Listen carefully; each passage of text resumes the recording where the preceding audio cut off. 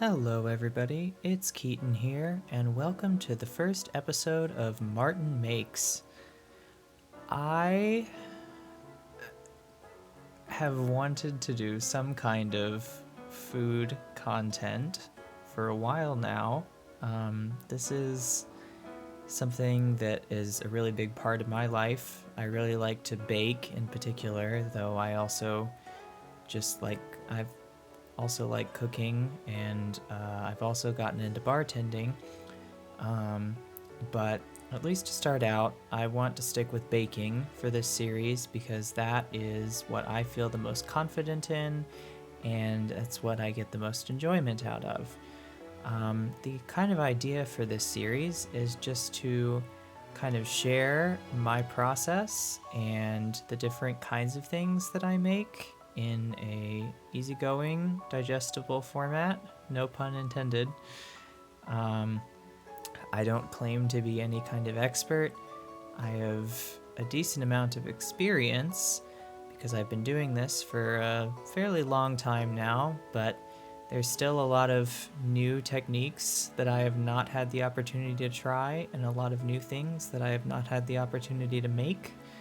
And I'm hoping that in doing this series, it will also help me to explore into some new territories that I'm not as familiar with. But that's kind of all I wanted to say. I just wanted to give a little bit of intro before we jump into the first video here.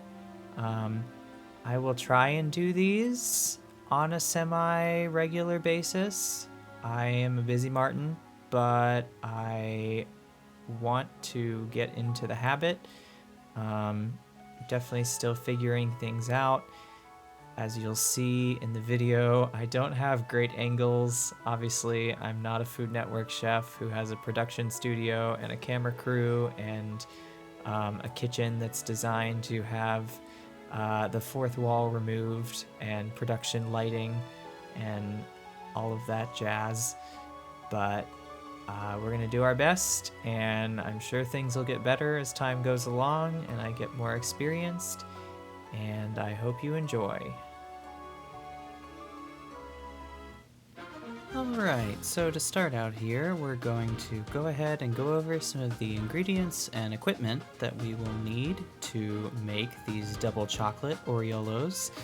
I'm just going to do the dough for now, and then we'll come back to the little frosting that goes on the top later. So, first off, for the dough, we're going to need 125 grams of walnut halves. I love walnuts. Not everybody does, but if you just put them in the dough and don't put the extras on the top, I think even somebody who doesn't like walnuts could like these cookies. Next up, we're going to need 10 tablespoons of unsalted butter. That is 142 grams if you're going by weight like I do for everything else on this list, but I just think that because of the way that butter is typically packaged, it's easier to go over butter in tablespoons. And then next we're going to need 67 grams of granulated sugar. Granulated just means plain white sugar. We're also going to need 38 grams of powdered sugar. Two different kinds of sugar here. Next we're going to need 24 grams of unsweetened cocoa powder. I use Hershey's in this video just because it's what I have available. You can get nicer stuff. In addition to that, we're also going to need 110 grams of bleached all-purpose flour. I don't think it's going to kill you if you use unbleached, but I usually keep both kinds around my house because I do enough baking and I get different recipes calling for both. And finally, we're going to need just some extra granulated sugar. The reason for that is the way that these cookies are formed, as you'll see in a little bit here, is you'll roll out some dough and then you have to press them down onto the sheet pan. But because the dough is very sticky, what we actually do is take a little bit of the granulated sugar and dip a glass in it, and then use that to press the cookies down. so the glass releases from the cookies and also puts a little bit of sugar on the outside of the dough. As for equipment, you're going to need a cookie sheet or two. Technically 2 would make more sense, but because of my smaller oven, I only have one that fits, so I did my cookies one batch at a time. You're also going to need a food processor, at least if you're following the method that I did in this video. There is also a method using a stand or hand mixer, but I'm not going to cover that. I highly suggest you go buy the book if you would like to do that.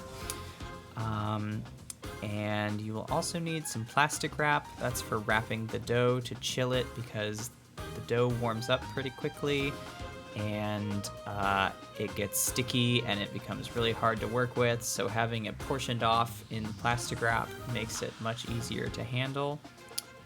And finally, you will need a flat-bottomed glass or some kind of measuring cup to push the cookies down in the aforementioned sugar crush method. Alright, so our first step here is going to be to toast our walnuts. I've weighed out the 125 grams here, and all I'm going to do here is spread them out on a cookie sheet, get them in a nice single even layer. Shaking them out a little bit helps to get any pieces that might be stacked up off of each other, and into the oven we'll go. Now Keaton, you might ask, what temperature oven? Well, I'm happy to tell you. It's a 325 degree oven, and we're gonna bake them for 7 minutes or until they start to smell nice and toasty. Sadly, I can't quite channel my inner Alton Brown here and have a camera inside the oven, but we're just gonna go ahead and slide that tray of walnuts right in there, and we'll be back in 7 minutes for me, but in no time flat for y'all.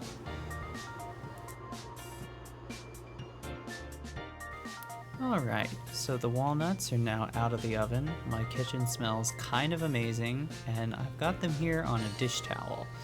And what I'm going to do here is wrap them up and give them a rub around inside the dish towel. And what this does is it gives you a way to kind of abrade the skins on the outside and get them off and remove some of that bitterness from the walnuts, because the skins then stick to the dish towel. And once you're done, you can just fold it up in a neat little package, and I usually try and shake it out because there's a lot of skins, but yeah, technically you can just throw it in the washing machine. It doesn't stain my towels as far as I can tell. Sometimes if I'm feeling really particular, I will go through and pick out all the little skins on the walnut just to make sure that I got everything. I did not do that this time. But yeah, we're gonna go ahead and move them into a bowl here to get this space out of the way. Technically, you could just dump the dish towel into the bowl. I think I decided not to do that here because I wanted to make sure that I didn't get too many of the skins coming along with. But we're just going to go ahead and get them all into this bowl here, piece by piece apparently. And once we do that, it will be time to chop. There we go. You see all that skin that's been left behind. That's the bitter part that we want to leave behind so that you just get the toasty taste from the walnut. Oh, almost forgot one there. And it just folds up like a neat little package and goes almost out of frame. Now I'm gonna dump these out here because it's time to chop. A lot of times when I chop nuts, I actually use a meat cleaver. I find that the rocking shape of the cleaver and the natural weight really helps to make the process easy. I didn't this time for no other reason than I forgot to get it out and I didn't want to stop filming, but it's okay. A chef's knife works just as well. and you're more likely to have a chef's knife than a meat cleaver anyways, so this is a good demonstration. Just want to get these to a medium coarse chop. I mean, they're already not too big, but you kind of want them to be in small enough pieces that you still get some texture when you take a bite into the ones that are sprinkled on top, but also small enough that they will fit and stick into the buttercream.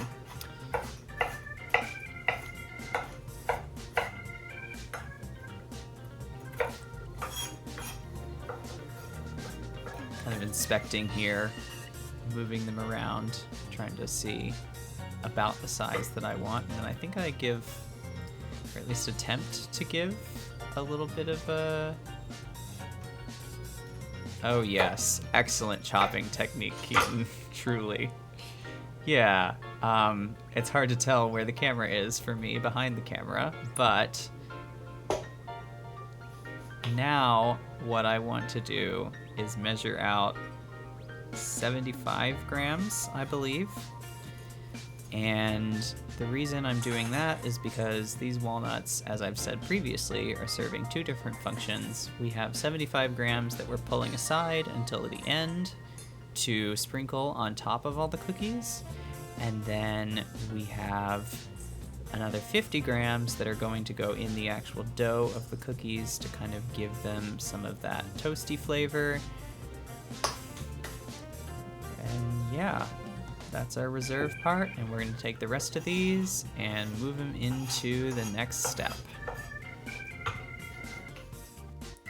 Alright, so now that we have everything ready to go here with our chopped nuts, we're going to go ahead and start assembling. So I'm going to first add the 50 grams of chopped nuts that we reserved from earlier.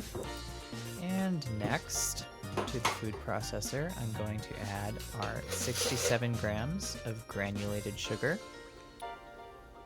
Just sprinkle that right on in there. Technically, I could have just poured straight from the vessel, but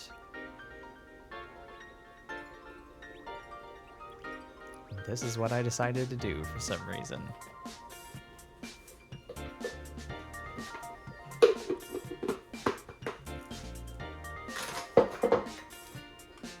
Now that we've done that, we're going to go ahead and come behind that with the 38 grams of powdered sugar.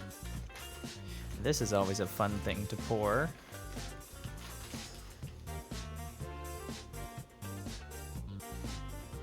Leaves a nice little cloud for you to choke on after you've poured it. There we go. 38 grams in the dish. And wave away the cloud of smoke. And now we're going to go in with another smoky ingredient, the cocoa powder. Be adding 24 grams of that. Now this is an instance where I might suggest using a spoon instead, because cocoa powder has a big tendency to clump, as you can see here as I pour it. But it came out all right. Just a little bit of precise shaking. So now that we have all our dry ingredients in the food processor, I'm going to go ahead and shake off the top there. And the reason that I do that is because, fun fact about a food processor, the little indentation, or at least a Cuisinart one, the little indentation on top is shown on the blade, so it's easier to line it up. And put the lid on, and we're just going to go ahead and combine all this together in the food processor. We just want to make sure that the nuts are pretty finely ground and everything's incorporated together.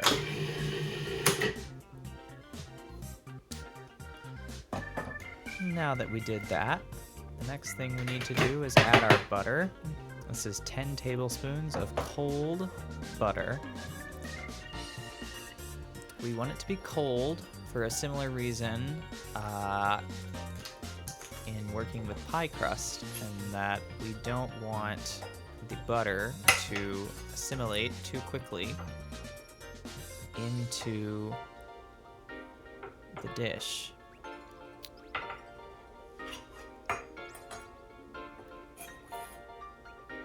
So I'm just going to chop this into 1/4 tablespoon size pieces. It's probably a little bit overkill, but it's what I'm used to doing from working with pie crust in the past.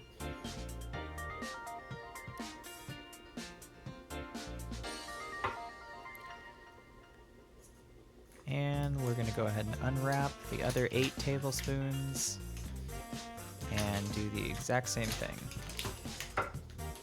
Here, I'll run my knife down along the middle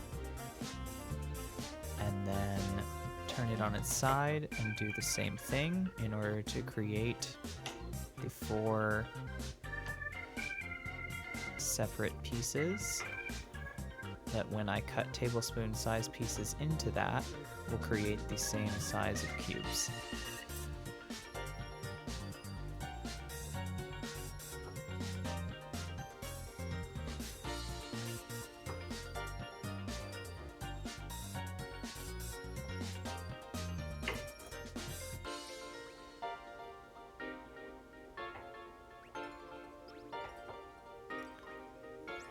I think here I tried to see how high I could stack it.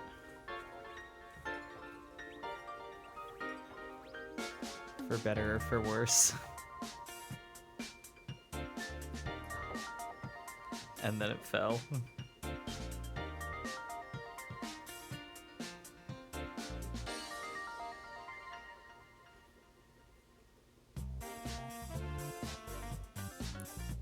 That's okay. In goes the last of the butter.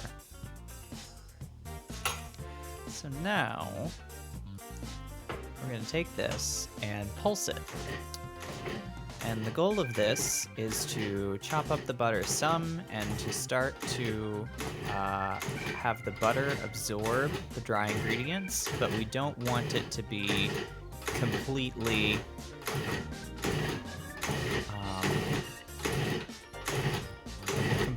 like pastified, which I think it was starting to get a little bit there. I took it a little bit too far, but that's okay.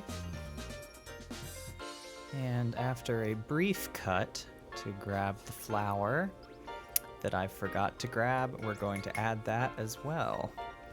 This is 110 grams of bleached all-purpose flour. And now what we want to do is just pulse this. The goal is to have all the flour absorbed, but still have it be crumbly. Mine unfortunately got a little bit past crumbly. I was a little bit heavy-handed, but it still works all right.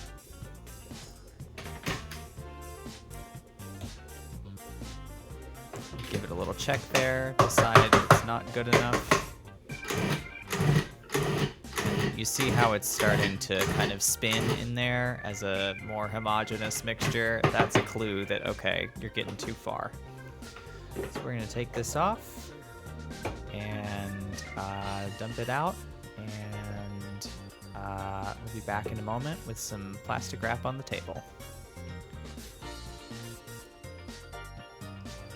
Okay, so our next task here is to go ahead and get the oven preheating. We're going to go ahead and preheat to 325 degrees, and we just go ahead and do this early so that the oven has more of a chance to stabilize.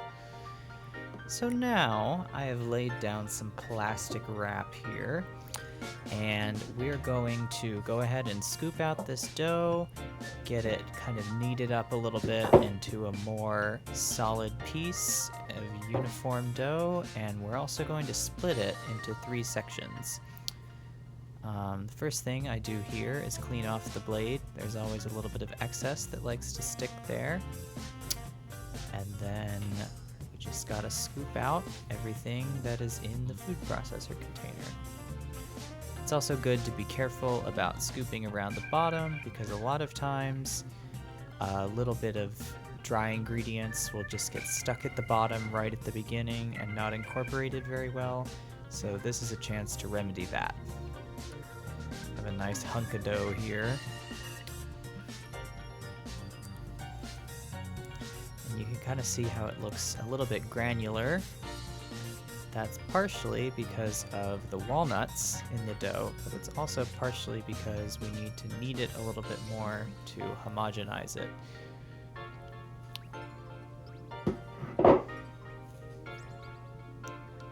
So, go ahead and clean my spatula off here using a little bit of the extra from the actual process. And now I'm going to knead this together with my plastic wrap. Just kind of using the outside to move it around without touching the dough because it's extremely sticky.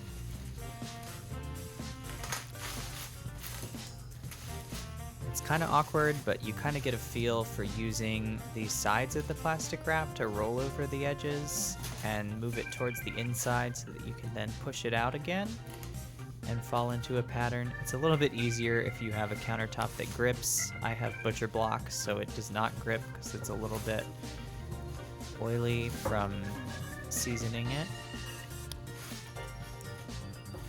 But we kind of start to move into a better block here. What you're then gonna do, and I'm gonna go ahead and say this now because unfortunately my camera died, is divide it into 3 pieces that are about 143 grams each, and put 2 of them in the fridge. And then with the third one, we're going to go ahead and move on to the next step in just a moment here, which is shaping the dough. It's very sticky, so you want to keep it as cold as possible, and that's why we do it in batches.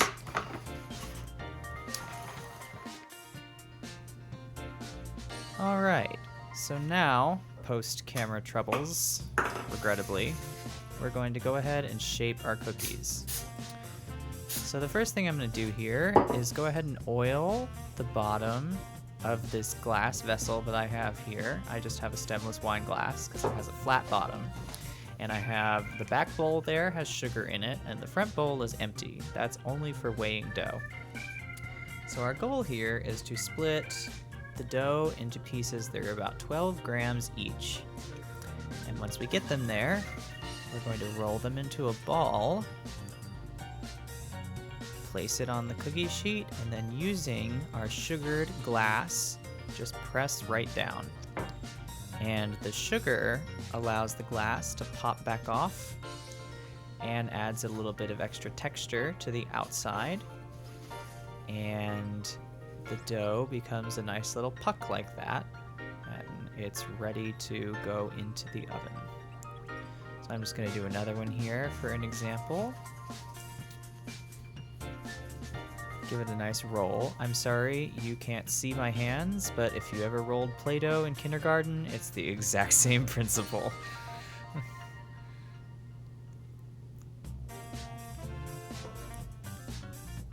Wonderful. I think you get the picture now.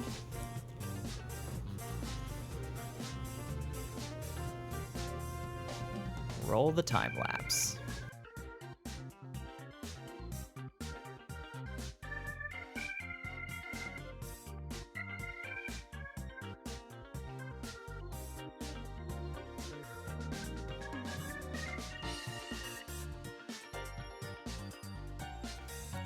Okay, and now the cookies are in the oven.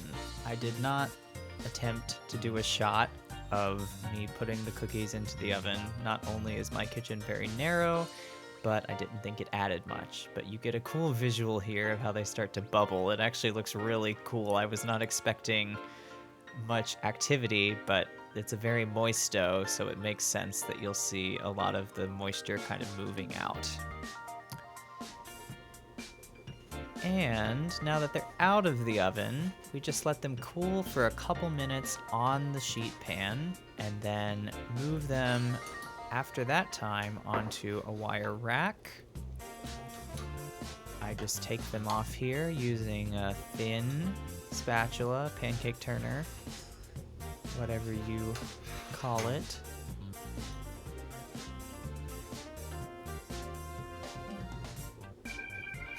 They're pretty crispy, but that's not a bad thing because we put a little bit of frosting on top of them and it kind of ties it all together.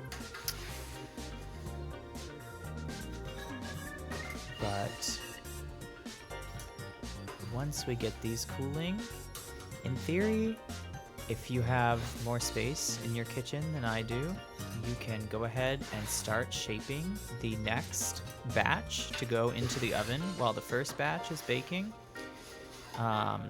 But unfortunately, I only have one sheet pan of this size that fits in my oven because it's a 3/4 oven. So I just did them one at a time, also not a problem.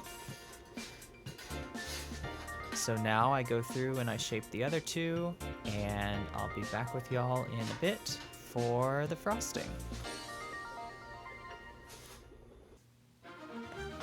Alrighty, so we're going to go ahead and move on to the buttercream here. The first thing that you're going to need is 3 tablespoons of unsalted butter. This should be cut into about tablespoon-sized pieces and left out to soften for a little bit before beginning. Next thing we'll need will be 3 ounces of 60 to 62% cacao dark chocolate. This can be either baker's chocolate or a chocolate brand of your choosing. The next thing we'll need is 1/2 teaspoon of light corn syrup. That's followed by also 1/2 teaspoon of pure vanilla extract. And finally, we're going to want to bring out our chopped walnuts from earlier that we reserved. As for the equipment that you'll need, the only things are a heat-proof vessel that you can melt the chocolate in, either in the microwave or in a double boiler. You'll also need a heat-proof silicone spatula in order to stir the chocolate while you're melting it. And finally, you will need a small, either offset icing spatula, or if you don't have that, a butter knife should work just fine. Alright, so we're going to go ahead and start out here by chopping up our 3 ounces of dark chocolate. We don't need this in any particular kind of pattern or shape.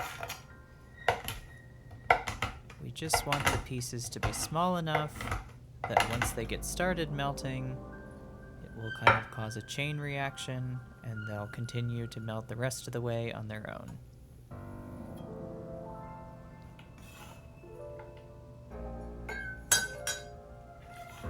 This is not my most elegant knife work, but it is a new day at the time of filming this. So I was still a little bit sleepy.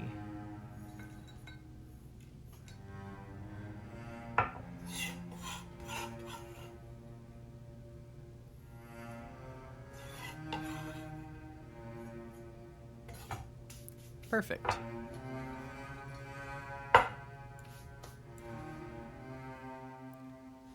Alright, so I've just gotten my chocolate out of the microwave. I went about melting it by pulsing it in 15-second intervals until it was most of the way melted, and then when there were only kind of a couple chunks of chocolate remaining, you can usually just stir it around and it will melt the rest of the way itself. So now what I'm going to do here is add the butter 1 cube at a time and just slowly incorporate that into the chocolate. This is not a method that I was formerly familiar with for making buttercream, but I will say it is a very easy method for making buttercream, and I can kind of see some influences from the I believe it's the Italian meringue with the syrup into the hot base.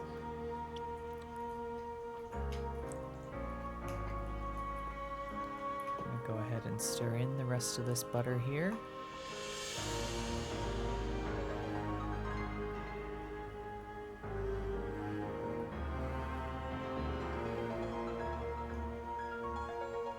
Make sure that it gets all the way melted.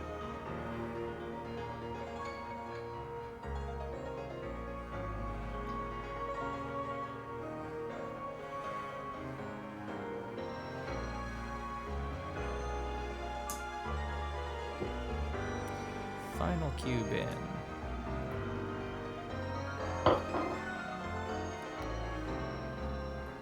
This is when it would be nice to have a B-cam to make a stable cut, but I don't. So instead, you get to watch me stir butter for 2 minutes.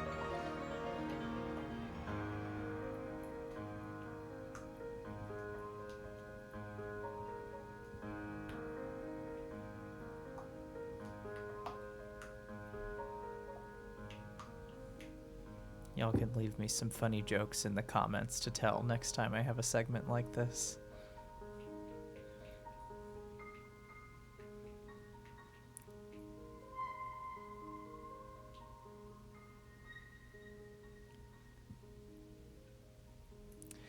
I scrape off the sides there. That's a nice thing about a silicone spatula like this. The kind of flexibility allows you to scrape down the sides, make sure that nothing gets left behind.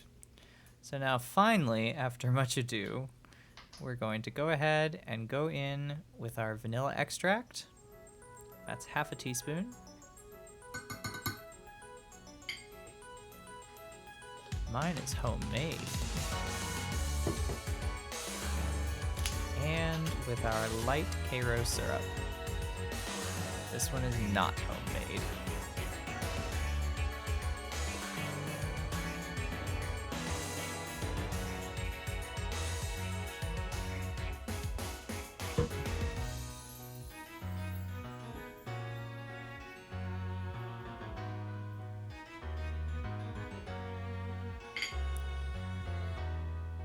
And we're gonna stir that all together.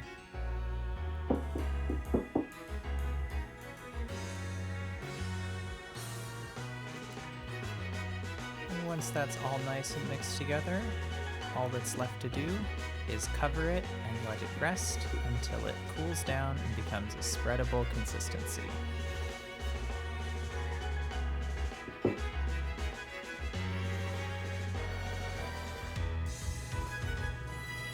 Alright, it's time for the fun part. Decorating. So we can see now our frosting is a nice spreadable consistency. It's exactly what we want. So the simple premise, take a cookie, spread a little bit of buttercream on the top, make it look nice and pretty. That down, and then sprinkle some walnuts right on top.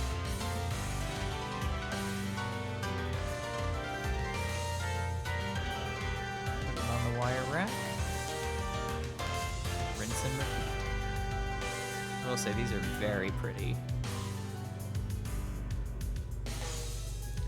The walnuts make for a nice, you have kind of 3 different kinds of brown going on. And so it contrasts very well.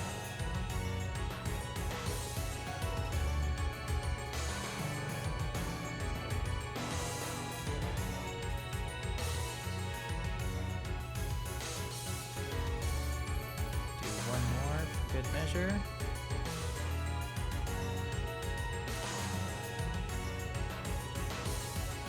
Slowly drift further and further out of frame.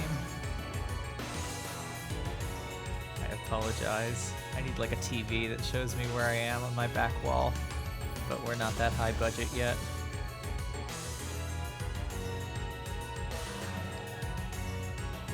Wonderful. Rinse and repeat. Roll the time lapse.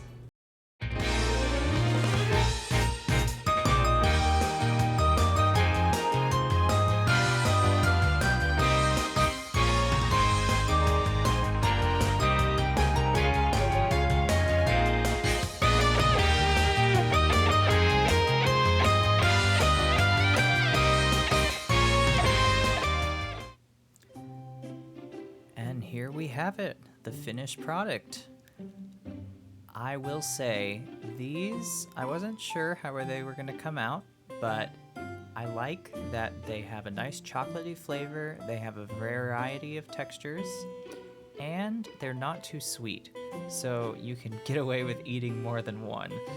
I actually ended up sharing them with some folks who I know, and everybody seemed to really like them. So I highly recommend you try these out. If you do, be sure to let me know how yours come out.